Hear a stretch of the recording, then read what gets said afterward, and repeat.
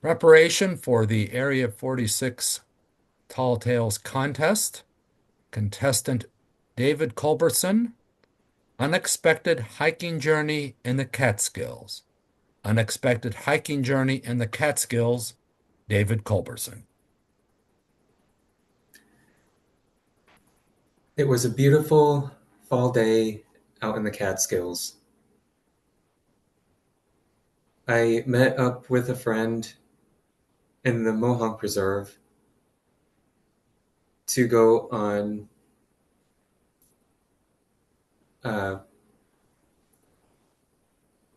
hiking adventure. After we paid our fee to go through, we thought that we would be having to go on like a rocky path as we continue to hike. But as we walk, we bump up against something. And then we look on the ground and see it's an escalator amongst all these rocks. And it automatically carries us up to the flat part of the hiking trail. And we are thinking, well, this is great that we don't have to go up these rocky stairs as part of our hike. Then, as we continue on our hiking adventure, we come across this big circular door. It reminds us of a Hobbit door that you see in the Hobbit and Lord of the Rings movies. We wonder what could be inside, but first we knock on the door to see if anyone's inside. So we knock on the door. We don't hear anything. So then we decide, let's just go in and see what's inside there. So we open the door, and as we open the door, it creaks loudly. Then we start to descend into the hobbit hole. Then we bump our heads against the roof of this dwelling. And then we remember the hobbits are small in stature, so we didn't have much room to walk in there. So we continue down, and then we see that it actually looks like what a hobbit dwelling looks like, as what you read about in the novels and what you see in the book, in the movies. So then who appears from the kitchen is a hobbit living in the mountains. He says that he didn't hear anyone knock and that he was working on making his second breakfast. We apologize, saying that we didn't think that anyone would be living in here. Then he accepts our apology, and we have second breakfast with him. We have the tea.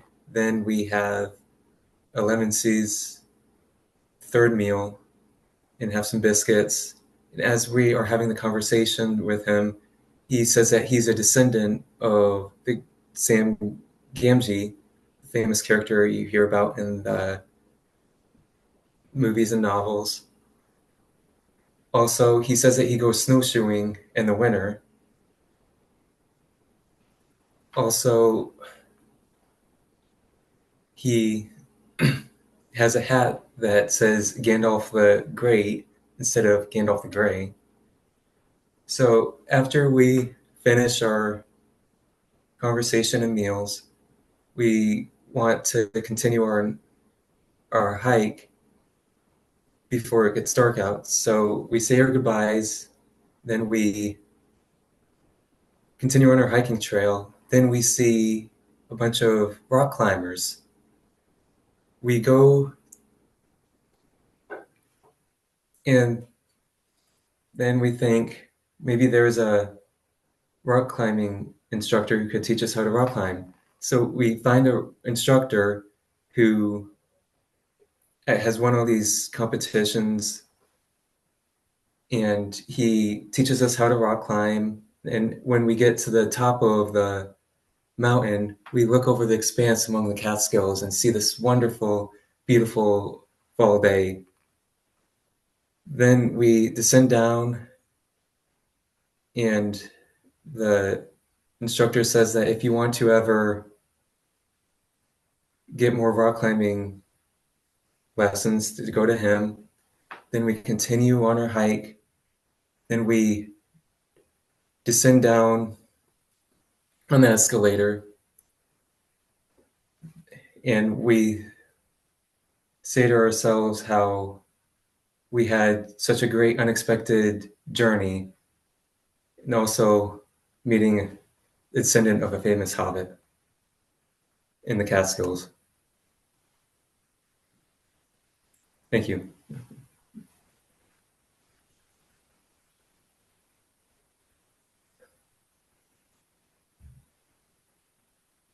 All right, David, let me give you the feedback that you went at 5 minutes and 32 seconds, but that's because you paused and then said thank you. If you had just stopped where you were and said, like Mr. Contest Chair or whatever, then you would have been at like 5 minutes, 29 seconds. But you are on that hairy Okay. edge. So you do need to be find a few ways to cut out a few of the descriptions or speak a little bit faster in a couple of spots and such. Otherwise, you're going to be disqualified on the account of time. So remember, it's a 3 to 5 minute speech, not a typical 5 to 7 minute speech. So Tall Tales is the one speech that is not the 5 to 7 minute speech as international and humorous are. Okay. And I'm going to say I didn't I thought about that because when I saw the red light, I was wondering, trying to think. There needs something that's very effective is that you pick a spot where you want to speed up your speech just to when there's like more action. So I'm trying to think what that would be. Maybe there's a point where you when you come back out of the hobbit hole or something, you see the people climbing and you're like, let's catch up to them, and then you're on a run, but you speak just a little bit faster. Then you're a little bit out of breath and you catch them. But it's a way to condense your time. So just some part where you speed up, where maybe I don't know, maybe you did something to get the hobbit a little bit angry, and so you're actually running out of the hobbit hole because you've insulted him accidentally, and he's chasing you, and you're running, and then you see these people, and you catch up all out of breath, say, show us how to climb. We have to get away or up to the top fast or something like that. So it'll give you a little bit of a speed up. It's because your pacing is very even throughout, which is fine for regular speech, but sometimes you need to both shorten time and it's effective to have one part where you go faster, especially if you're describing something that's a little bit action. Right? Imagine you're running and you get to a point where you decide to sprint just for a short stretch. Same type of thing. You would want to speak faster through that to get people to think, oh, there's more action going on here than the other. I loved the escalator. I thought you were going to go slightly different with that because the escalator was like to the hobbit hole and almost like you shouldn't have seen it. But anyways, I like the hobbit door. I like the way you said descend into the hobbit hole. And, maybe you can descend into the hobbit hole by dipping your head. Is it in the book? And I read that a long time ago. Is it Gandalf the Grey or Gandalf the Great? Gandalf the Grey. Great with a T. Yeah, Gandalf the Grey. Oh, Gandalf the Grey, but he had Gandalf the Great. Okay. Yeah, like had a hat on there saying Gandalf the Great. Yeah, so I think emphasizing that would be good. Yeah, Instead of saying emphasizing. Gandalf the Gray, he had Gandalf the Great. really hit the T hard. So we know that Exactly. you didn't say it wrong, that you're trying to highlight the play on words that the Hobbit has. Yes, exactly. And that's right. You can just say however you want to think about the shortest number of words. The hat said Gandalf the Great, not Gray. Maybe that's the way you could do it. Yeah. And just think about practicing that sentence a few times, just get it in your head. I like the way you looked over the expanse, when oh, is that my camera? That was perfect because that again gives you this sense of being up on top of the mountain and maybe again, if you decide, and I'm not trying to tell you to change it by Saturday, that you somehow insulted the Hobbit and he's chasing, we got up to the top and we were wondering if he was still on our tail or something, that might be something. And then I don't know, maybe you would spy him and he'd trip on the escalator and go back into the Hobbit hole. It's all good. It's very creative. I like it. So, just you got to figure out how to just shorten that a little bit. You really don't want to go over time. As Scott and I know, ideally it's 5 minutes. But when you're hitting the red, you want to roll to the finish as soon as you can. Some people have said to me in contests that they have, the regular ending, but if they see that red light come and they know where they should be at 5 minutes and they haven't gotten there, that they almost have like a slightly shorter ending that they can take what do you call it, diversion off the path and go to the short ending just to stay under the time.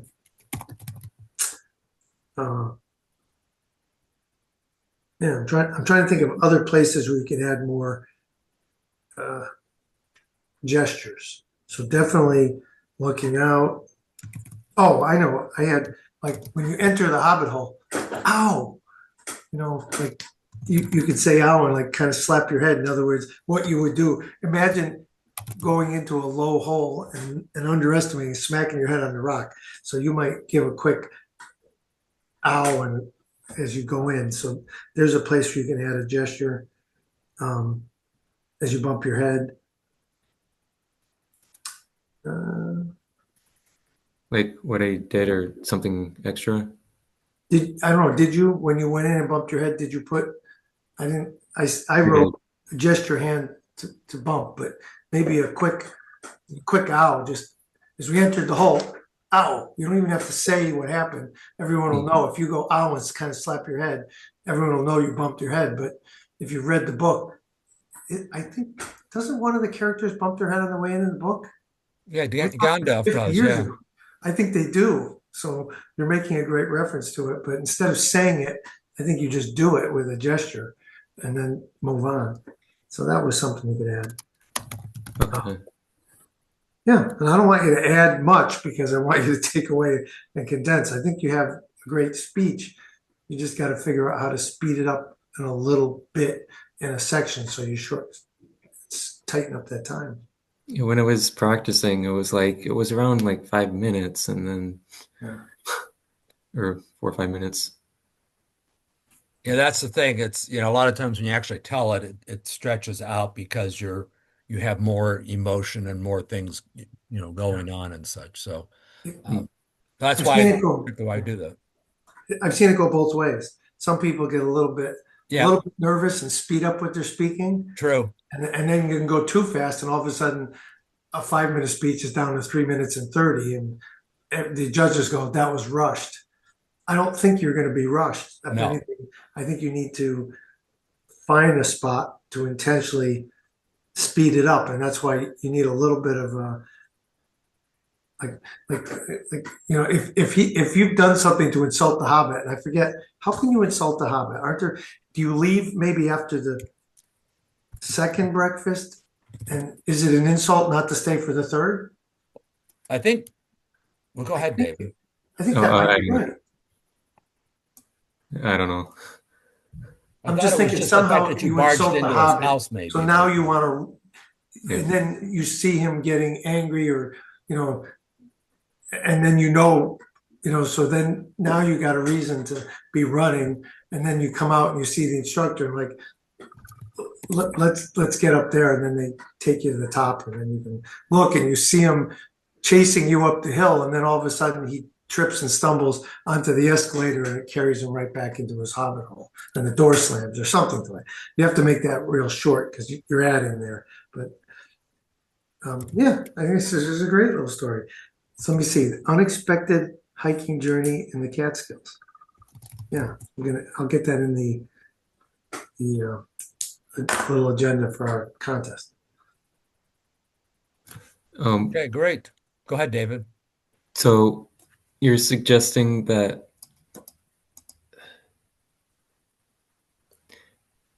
when like leaving, it's actually that we irritated the hobbit, so we're rushing to escape, Right.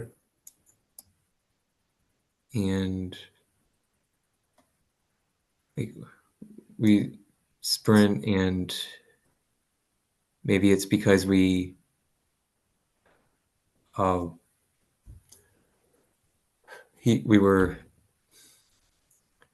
talking. Yeah, he was fine with having some conversation with us, but then he's like, well, I didn't like that you intruded, or Or you maybe, refuse the third meal. How about that? He offers the third meal, like, no, we're full. And then you yeah. see him get angry because, right, I believe hobbits, I do recall that they wanted multiple meals. That he gets angry and you see him pick up and then he picks up a knife, and then you get out of there. Now you got a reason to speak faster because he's coming at you with the knife, and you run out and then the hill, and then you see the instructors and like, struggling to get up to the instructor, and something like that. That way it would allow you to do your natural running motion, right? And then also speed up just a little bit, save you the time. Yeah, I like or you pick, or chasing you, after you and yeah, falling into the you could escalator. also potentially say, something like, you'd really were hoping to see an elf or something, or a dwarf or one of the other characters. Then he's insulted because it's not Oh, him, or to say, do you have any rings? Of course, someone has to be on the inside joke of that, oh, to know about the one oh, the ring, one ring huh? that rules them all. But something that would just give Yeah. a impetus for why. Or you could have gone in for first breakfast, and he's having first breakfast, and then, as you guys are talking, he says it's time for second breakfast, and then you guys insult him about that to say, second breakfast, wouldn't it be lunch? And then he gets Oh, upset because you're implying that they, eat too much or something. That might be the simplest thing to do. Simply, you came in after first breakfast, he offers second breakfast, and then you guys are making fun of that, and then he chases you out. and I don't want to rewrite your speech, so I'm just going to throw this out there and feel free to discard it. You could have the first breakfast and you're just looking around and you just say, oh, what an interesting ring, and do Yeah. that. And then he gets irate because now you're referencing the ring, and he picks up the knife, and then let's get out of here. I don't know. I don't want to make it, I don't want you to change it because I changed mine so many times in the spring. And the only part that stayed the same was the only part that the person said was really good.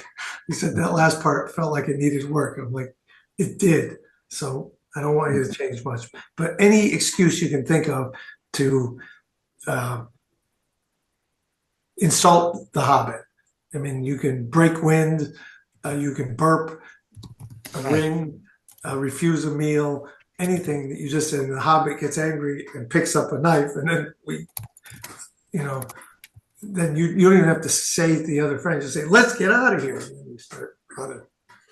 I like the refuse a meal. I like that idea. Yeah. Because that's right in line. I remember that in the story. Oh my God, I was like 12 when I read it. But I do remember that you insulted them if you didn't stay for 2 or 3 meals. Yeah. All right. Well, David, we'll see you on Saturday. Good luck. And yeah, the key thing will be, as Bill said, when you see the red card, you pushed it to the limit, but you were wrapping up. But just keep in mind, you need to be able to have your exit strategy if you've been too long, because you definitely don't want to go over on time. You'd rather lose by rights as opposed to, oh, well, because let's say you're the only contestant. If you go over time, it doesn't matter. You're Yeah. the only contestant, you're disqualified. So time's really critical. Right. I mean, technically speaking, and I will just tell you, I did this one contest. The red light, I was an only contestant, and the red light came on, and I just clammed up and I just went. So like you could literally Right. turn. I forget what what's your last line? My last line was, we were saying how we had an unexpected journey in the Catskills. Right. So you could just say, and we had an unexpected journey in the Catskills. And you know what I mean? You put your hand out to the contest master, and even if you just stop at that point and just put your hand out and turn toward the contest master, usually the timers are gonna, slap the light at that point. Even if you were, let's just say you were at 5:28 and you turned and never said another word and you're moving toward, and they hit the thing and it's 5:31, they're going to probably look and go, wait a minute, he stopped speaking a few seconds before. And I'm trying to think, would you say that's right, Scott? I mean, that's the key. You're moving toward the contest master. Right. That's, I think it's just key, because universal. At the end you paused and then said thank you. That's a danger. So I Yeah, think don't- if you just say Mr. Contest Chair, that'll make it clear that you're done. But you don't even have to say that. You don't have to, but You could just say contest master, or you could just turn and just put your, Right. if if you're stage here and I go and the contest master's over that way, even if I didn't say another word, that would be an end. And if I think, Right. at least if I was judging and I saw that it was 5:31, I would look and say, oh, that took 2 seconds. They'd probably write 5:29 down. At least I would. But yeah, if you cut it even shorter, then you don't have to worry about walking on. You have to cut a little shorter, yeah. But I would have a way of just thinking of, you could say, I think you don't even have to say anything, especially if you say that, where your last line is, and that's my unexpected hiking journey in the Catskills. And then you put your hand like that. I mean, if the judges can't figure out you're done, like, I'm sorry. Right. And trying to think, I should know with the judge. We had somebody lined up for timer. It's going to be a seasoned person, so it'll be someone that knows how to. They don't want you to go over. Yeah, no. And I could even say to somebody beforehand that if they turn, I might even be able to advise the time. If the contestant turns to the contest master and doesn't say a word, the minute they turn and put their hand out, hit the timer. Yeah. I don't want anybody to go over. I want everybody to just give their speech. All right. Enjoy their speeches. Yeah. All right. Well, David, thank you. And we'll see you on Saturday. If anything, comes up or have any questions, feel free to reach out to us. Okay. About the ending of the speech, if I say Mr. Contest Master, that wouldn't be included in part of the speech? That would be considered the last part of the speech. If you end up saying, so we had an unexpected journey in the Catskills, you pause for, half a second, and as Bill said, and you turn him Mr. Contest Chair, that's what will, conclude. That would be considered the concluding remark. Yeah, chair would. First off, it's going to be a woman. It's Megan Bushnick. So be madam, but I don't think you have to say a word. If you say, and that's my unexpected journey in the Catskills, and then just turn. Right. And don't, in other words, when you get up to the stage, know whether she's left or right, because you're going to shake her hand anyways, right? And then turn to take the stage and you have a chance to pause or something. Don't make any motions and then begin. At the end, literally, if you're giving the title of speech, which is appropriate way to end it, and then I would just, depends on where you're at. But if the light has been on for more than 5 or 10 seconds, I would say the line and turn and just never utter another syllable. Right. Let the judges, the timer figure it out now. Okay. It is a short speech. I know we're so conditioned to 5 to 7 that this would be perfect for a 5 to 7.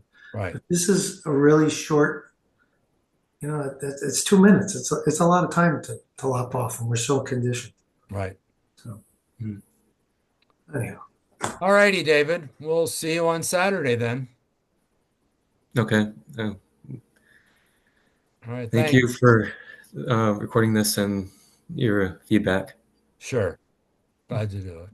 All right. See you Stepping guys forward. Saturday. Okay. All right. All right, bye-bye. So, are we going to do anything else here today, or is this a special session? That was just a special session. We had our regular Oh. meeting last week. Oh, okay.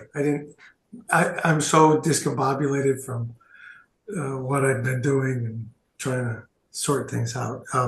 Okay, then I will probably be there by 10:30. You feel free to come in. You should probably shoot for 10:30